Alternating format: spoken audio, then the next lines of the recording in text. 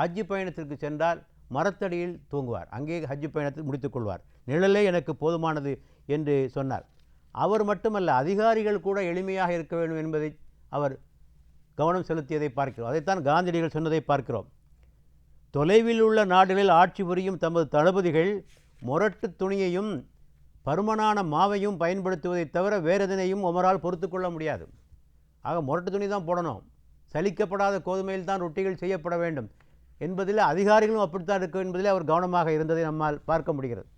ஆகவே இவ்வாறு எளிமையாக அவர் வாழ்ந்து கொண்டிருப்பதை நாம் பார்க்க முடிகிறது. அவர் ஒரு உதாரணத்தை சொன்னார். ஒரு குழுவாக நம்மெல்லாம் பயணிக்கிறோம், போகிறோம், ஒருவரை தலைவராக நியமிக்கிறோம்.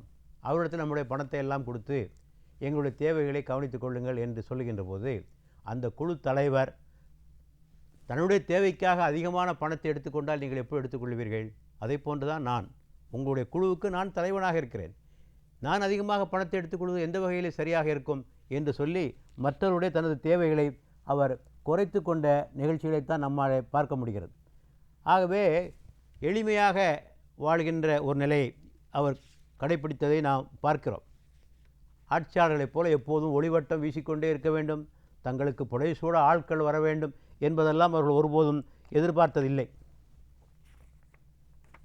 அதே போல் அவரிடத்தில் இருந்த அந்த அடக்கம், பணிவு இவையெல்லாம் மிக முக்கியமானது. எளிமையோடு ஒட்டி உள்ளதான் இந்த பணிவும் இரக்கம், இந்த அடக்கமும். அபூபக்கரை மக்கள் புகழுவார்கள்.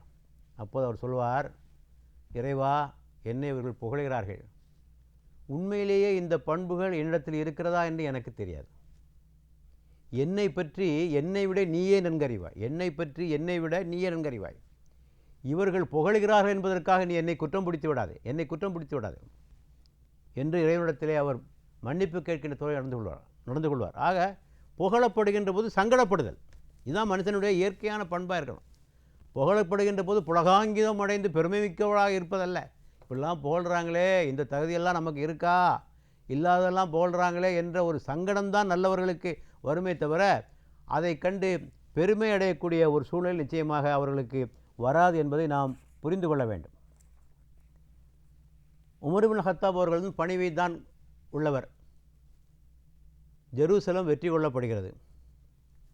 அங்குள்ள மக்கள் கிறிஸ்தவர்கள் சொன்னார்கள், நாங்கள் ஜெருசலத்தினுடைய சாவியை ஒப்படைத்து விடுகிறோம், ஆனால் கலீஃபா தான் நேரடியாக இங்கே வர வேண்டும் என்று அவர்கள் சொல்லிவிட்டார்கள். ஆக மதீனாவிலிருந்து புறப்படுகிறார். அவரும் ஒரு அடிமையும் ஒரு கழுதையில் புறப்படுகிறார்கள். ஒரு கழுதை தான் இருக்குது, 2 பேரும் போகணும். கொஞ்ச நேரம் இவர் போவார், அவர் நடப்பார், கொஞ்ச நேரம் அவர் போவார், இவர் நடப்பார். இப்படி தான் மாறி மாறி அந்த கழுதையில் ஏறி அவர்கள் ஜெருசலத்துக்கு போய் சேருகிறார்கள். ஜெருசலம் நகரை நெருங்குகிற போது என்ன முறை வந்தது என்றால், அந்த வேலைக்காரன் கோவேறு கழுதை மேலே இருக்கணும், இவர் நடக்கணும். அந்த முறை மாறி மாறி வருது. அந்த முறை அப்படி கரெக்டாக வந்துடுச்சு. ஜெருசலம் நெருங்கின்ற போது கலீஃபா நடந்து செல்லவேங்கிற முறையும் அந்த அடிமை அல்லது அந்த வேலைக்காரன் கழுதை மேல் இருக்க நிறைய வந்தது. பதட்டப்பட்டு விட்டார் அந்த வேலைக்காரன். இல்லையா, நான் கீழே வாங்கிறேன், நீங்கள் மேலே உட்காந்து. அதெல்லாம் முடியாது, எந்த முறை வகுத்தோமோ அப்படித்தான் செல்ல வேண்டும். அந்த மக்களெல்லாம் ஆச்சரியப்பட்டார்கள். ஒரு கலீஃபா இத்தனை நாடுகளை ஆட்சி புரிகின்ற ஏதோ ஒரு குறுநில மன்னர்கள், நான் ஏற்கனவே உங்களுக்கு பட்டியல் போட்டு காட்டினேன், அவர் ஆட்சி புரிந்த நாடுகளுடைய விசாலத்தை உங்களுக்கு பட்டியல் போட்டு காட்டினேன். ஆகவே இப்படி தன்னை அமைத்து கொண்ட ஒரு சூழ்நிலையை அவர் பார்க்கிறோம். ஆக எளிமை. ஆக நம்ம எளிமையெல்லாம் ஒன்றும் கேவலம் எல்லாம் நினைக்கக்கூடாது. நம்ம பல பேர் நினைக்கிறாங்க எளிமை ஒரு கேவலம் என்று. இல்லை, எளிமை தான் அழகு. எளிமையுள்ள மக்களைத்தான் மக்கள் விரும்புகிறார்கள். பாருங்கள், எவ்வளோ பெரிய அறிவாளி, எவ்வளோ பெரிய செல்வந்தர், எவ்வளோ பெரிய பதவியில் இருக்கின்றவர் எவ்வளோ எளிமையாக இருக்கார் பாருங்கள், இவங்களை தான் போற்றுவாங்க. ஆனால் நம்ம எல்லாம் விரும்புகிறது பந்தா பேர் வழிகளுக்கு தான் நம்ம மரியாதை கொடுக்குறது. ஒரு 10, 20, 30 காரு பின்னால் வரணும், அரசாங்கத்தினுடைய பெட்ரோலெல்லாம் வீணாகணும், அவரை எல்லாரும் குடைசூழ வரவேற்கணும், இவன் தான் பெரிய தலைவன் என்று முடிவு பண்ணி கொண்டிருக்கிறோம். ஆனால் சில மாநிலங்களில் அப்படி இல்லை. டீ கடைக்கு சென்று டீ குடிக்கின்ற முதல்வர்களும் நமது நாட்டில் இருக்கத்தான் செய்கிறார்கள்.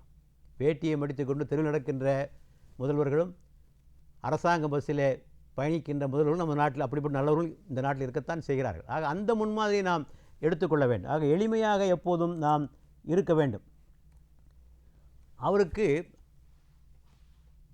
பணிவு முக்கியம் என்று சொன்ன பணிவை வரவழைத்துக் கொள்வதற்காக அவர் செய்த காரியங்கள் என்பது நம்முடைய கவனத்தை ஈர்க்கிறது. ஒரு முறை பள்ளிவாசலிலே உரையாற்றி கொண்டிருக்கிறார். திடீரென்று சம்பந்தம் இல்லாத ஒரு விஷயத்தை பேசுகிறார். நான் ஒரு யூதனுடைய தோட்டத்தில் வேலை செய்தேன், இரவெல்லாம் தண்ணீர் இறைத்தேன், அதற்காக சிறிய அளவிலான ஒரு பேரித்தம்பழத்தை கூலியாக பெற்றுக்கொண்டேன் என்று பேசுகிறார். உரை நிகழ்ந்து முடிந்ததும் தோழர்கள் அவரை சூழ்ந்து கொண்டார்கள். என்ன திடீர் நீங்கள் பேசின பொருளுக்கும் நீங்கள் திடீரென்று பேசுவதற்கும் சம்பந்தம் இல்லாமல் பேசினீர்களே, என்ன காரணம் என்று கேட்டபோது அவர் சொன்னார், எனக்கு கொஞ்சம் ஆணவம் வர்ற மாதிரி தெரிஞ்சுது, எனக்கு கொஞ்சம் ஆணவம் ஏற்படுற மாதிரி தெரிஞ்சுது. அந்த ஆணவத்தை மட்டுப்படுத்துவதற்காகத்தான் இந்த பழைய சம்பவத்தை நான் சாதாரண மனிதனாக இருந்தபோது எப்படி இருந்தேன் என்பதை நினைவு கூர்ந்து நான் எனது ஆணவத்தை தணித்து கொண்டேன். இப்படி தான் நம்மகிட்ட இருக்கணும். இன்றைக்கி நம்ம பெரிய இடத்துல இருக்கலாம், பெரிய வசதியுடன் இருக்கலாம், ஆரம்பத்தில் சாதாரண ஆளாக இருந்திருப்போம், சாப்பாட்டு கூட வழி இல்லாமல் இருந்திருப்போம், தெரு தெருவாக போய் பேப்பர் போட்டிருப்போம். இதெல்லாம் மறந்துடுறான் பல பேர். என்னமோ பிறக்கிற போதே அவர்கள் செல்வந்தர்களாக பிறந்தது மாதிரி நடந்து கொண்டுகிறார்கள். ஆகவே என்றைக்குமே பழைய மறந்துவிடக்கூடாது, பறந்தால் ஆணவம் வந்துவிடும். ஆக இங்கே அந்த பயிற்சியை நமக்கு தருகிறார். தோளிலே தோல் துருத்தியை, தண்ணீர் துருத்தியை தூக்கி கொண்டு போகிறார். என்ன நீங்கள் ஒரு கலீஃபாவாக இருந்து கொண்டு இவ்வாறு தோல் துருத்தியை தூக்கி கொண்டு போகிறீர்களே என்று கேட்டபோது, எனது ஆணவத்தை அடக்குவதற்காக, பணிவை வரவழைக்க செய்வதற்காக நான் எடுத்துக்கொள்கின்ற பயிற்சி என்று சொன்னார்.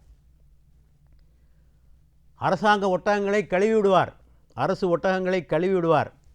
அரசாங்க ஒட்டகங்கள் காணா போனால் இவரே தேடி பிடித்து கொண்டு வந்து சேர்ப்பார். இவையெல்லாம் அவருடைய வாழ்க்கையிலே நாம் பார்க்கக்கூடிய அம்சங்களாக இருப்பதை பார்க்கிறோம். ஆக இந்த கலீஃபாக்கள் எல்லாம் இத்தகைய நேர்மை, எளிமை, பணிவு, அடக்கம், அத்தோடு அவரிடத்திலே காணப்பட்ட இன்னொரு முக்கியமான பண்பு, காந்தி அவர்களை ஏன் மேற்கோளாக காட்டுகிறார் என்று சொன்னால், அவர்கள் மிகச்சிறந்த ஜனநாயகவாதிகளாக திகழ்ந்திருக்கிறார் என்பதுதான்.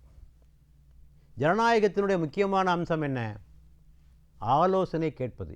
ஆலோசனை. இப்போ இன்றைக்கி பார்லிமெண்ட்னு வச்சுருக்கோம், சட்டமன்றம் வச்சு, என்ன ஆலோசனை? ஆட்சியாளர்கள் சுயமாக தாமாக முடிவுகளை எடுக்கக்கூடாது, எந்த முடிவுகளையும் கலந்தாலோசனை செய்துதான் முடிவுகளை எடுக்க வேண்டும் என்பதுதான் அதனுடைய முக்கியமான ஒரு நிலை. ஆகவே இந்த கலீஃபாக்கள் எது வந்தாலும் உடனடியாக மக்களை கலந்து விடுவார்கள். உமர் ஒரு முறையை வைத்திருந்தார். முதலாவதாக சாதாரண மக்களை கலந்து பேசுவார். சாதாரணமான மக்களை கலந்து அவங்களுடைய பல்ஸ் எப்படி இருக்குது அதுவும் தெரியணும். எப்போதும் அறிஞர்களுடைய கருத்துக்களை மட்டும்தான் கேட்பதால் அல்ல, எப்போதும் மேதைகளுடைய கருத்துக்களை மட்டும்தான் கேட்க வேண்டும் என்பதல்ல. சாதாரண மக்களுடைய பல்ஸ், நாடி துடிப்பு எப்படி இருக்குது அதை செய்வார். அடுத்தபடியாக அறிஞர்களை கூட்டுவார். அறிஞர்களை கூட்டி அவருடைய கருத்தை கேட்பார். இளைஞர்களை கூட்டுவார், பெண்களை கூட்டுவார், பெண்களிடத்திலும் ஆலோசனை கேட்பார். இப்படித்தான் கடைசியாக ஒரு முடிவை அவர் எடுப்பார். ஆக இது மிகச்சிறந்த ஜனநாயகம் அல்லவா? ஆக சர்வாதிகாரத்திற்கும் ஜனநாயகத்திற்குள்ள மிகப்பெரிய இடைவெளி, வேறுபாடு இந்த ஆலோசனை செய்வது என்பது. அதை முறையாக அவரை பின்பற்றுவதை பார்க்கலாம். ஏதாவது ஒரு பிரச்சனை வந்துடுச்சுன்னா உடனே சொல்வார், எல்லோரும் பள்ளிவாசலுக்கு வாங்க, தொழுக வாங்க என்று. தொழுகைக்கு மக்கள் வந்த பிறகு பாருங்கள், இப்படி ஒரு பிரச்சனை இருக்குது, உங்கள் முடிவு என்ன என்று சொல்லி கேட்பார். அடுத்தபடியாக ஜனநாயகத்தினுடைய அடுத்த கூறு என்னவென்று சொன்னால், தட்டி கேட்க அனுமதித்தல். ஆட்சியாளர்களை தட்டி கேட்பதற்கு அனுமதித்தல். என்றைக்கு மக்களை தட்டி கேட்க ஒரு அரசு அனுமதிக்கிறதோ அன்றைக்கு அந்த ஆட்சி உருப்படியாக இருக்கும். அதான் வள்ளுவர் சொல்கிறார்ல, இடிப்பாறை இல்லாத ஏமரா மன்னன் கெடுப்பார் இலானும் கெடும் என்று. இடித்து காட்டக்கூடியவர்கள் இல்லாவிட்டால் அவர்கள் யாரும் கெடுக்காமலே அவர்கள் கெட்டு போவார்கள். ஆகவே அந்த இடித்துரைக்கின்ற மக்கள் இருக்க வேண்டும். ஒரு முறை மக்களை பார்த்து உமர் கேட்டார், ஒருவேளை நான் இறைவனுடைய கட்டளைகளுக்கு மாற்றமாக நடந்து கொண்டால், இந்த உலகத்தை போகத்தின் பக்கமாக நான் ஈடுபட்டு விட்டால் நீங்கள் என்ன செய்வீர்கள் என்று கேட்டார். மக்களை சோதிப்பதற்காக கேட்டார். ஒருவர் சொன்னார், எழுந்தார், வாளிலிருந்து உரையிலிருந்து வாளை எடுத்தார். உமரே, இந்த வாழ் தான் உமக்கு பதில் சொல்லும். நீர் இறை கட்டளைகளுக்கு மாற்றமாக நடந்தால் இந்த வாழ் தான் உமக்கு பதில் சொல்லும். உமர் சொன்னார், யாரிடத்தில் பேசுகிறீர்? பார்த்து கொண்டு பேசும். ஆம், நன்றாக தெரிந்து கொண்டு தான் பேசுகிறேன். உமர் இறைவனுக்கு நன்றி செலுத்தினார். இறைவா, இவ்வாறு தட்டி கேட்கின்ற மக்களை எனக்கு தந்தாயே, அதற்காக உனக்கு நன்றி. ஏன்னா ஆட்சியாளர் நன்றி சொல்லணும். தட்டி கேட்கின்ற மக்களை, குடிமக்களை பெற்றிருக்கின்ற ஆட்சியாளர்கள் கொடுத்து வைத்தவர்கள். ஊமைகள் மாதிரி எது சொன்னாலும் ஆமாம் சாமி போடுகின்ற மக்களை வைப்பவர்கள் வாய்ப்பு கேடானவர்கள். ஆகவே தான் உமர், இறைவா நான் உனக்கு நன்றி செலுத்துகிறேன் என்று ஒரு முறை சொன்னார். ஒரு முறை அவர் உரையாற்றுகின்ற போது ஒருவர் எழுந்து, உமரே, இறைவனை அஞ்சிக் கொள்ளும், என்று சொன்னார். மக்கள்லாம் என்னையா கலீஃபாவை பார்த்து இந்த ஆள் இப்படி சொல்கிறான், இறைவனை அஞ்சி கொள்ளும் என்று. எல்லாரும் அவரை அடக்க போனாங்க. உமர், அவரை விட்டுவிடுங்கள், அவரை விட்டுவிடுங்கள். அவர் அப்படி சொல்லாவிட்டால் அவரிடத்தில் எந்த சிறப்பும் இல்லை, அவர் சொல்வதை நான் கேட்காவிட்டால் என்னிடத்தில் எந்த சிறப்பும் இல்லை என்று சொன்னார். இப்படிப்பட்ட ஒரு நிலைதான். ஒரு முறை உரையாற்றினார். அப்போது ஒரு விஷயத்தை சொன்னார். உங்களுக்கெல்லாம் தெரிந்திருக்கலாம், இஸ்லாமிய திருமண வழிமுறைகளில் ஒன்று, ஆண்கள் தான் பெண்களுக்கு திருமணத்தின் போது ஒரு கொடை கொடுக்க வேண்டும். அதற்கு பேர் மஹர் என்று பெயர். பெண்ணிடம் வந்து வாங்கக்கூடாது, பொம்பளைகிட்ட வந்து வாங்கக்கூடாது. ஆண்கள் தான் இப்போ தலைகள் நடந்துகிட்டு இருக்குது, அது வேறு விஷயம். இவங்க தான் அவங்களுக்கு பணம் கொடுக்கணும். அதுக்கு பேர் மஹர். அந்த மஹர் தொகையை நிர்ணயிப்பவர் யார் என்றால் அந்த பெண். எவ்வளோ தொகை எனக்கு வேணுங்கிறத நிர்ணயிப்பவர் யார் என்றால் அந்த பெண்.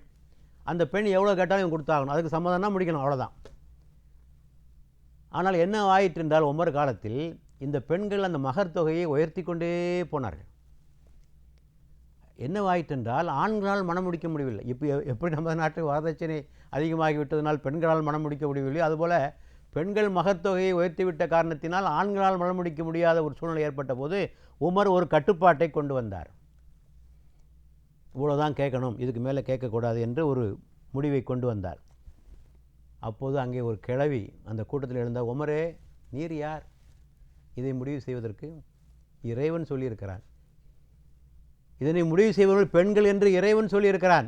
அப்படி இருக்க இதில் குறுக்கிடுவதற்கு உமக்கு என்ன அதிகாரம் இருக்கிறது என்று உமரை பார்த்து கேட்ட பிறகு உமர் தனது தவறை உணர்ந்து கொண்டு மன்னிப்பு கேட்டுக்கொண்டு பழைய சட்டமே தொடரும் என்று சொல்லக்கூடிய ஒரு நிலையை நாம் பார்க்கிறோம். ஆக இப்படிப்பட்ட பண்புகள் அவருடைய ஆட்சியில் நிகழ்ந்த காரணத்தினாலே தான் காந்தியடிகள் அவர்கள் இந்த இருவரையும் முன்மாதிரிகளாக கொள்ளுங்கள் என்று சொன்னார்.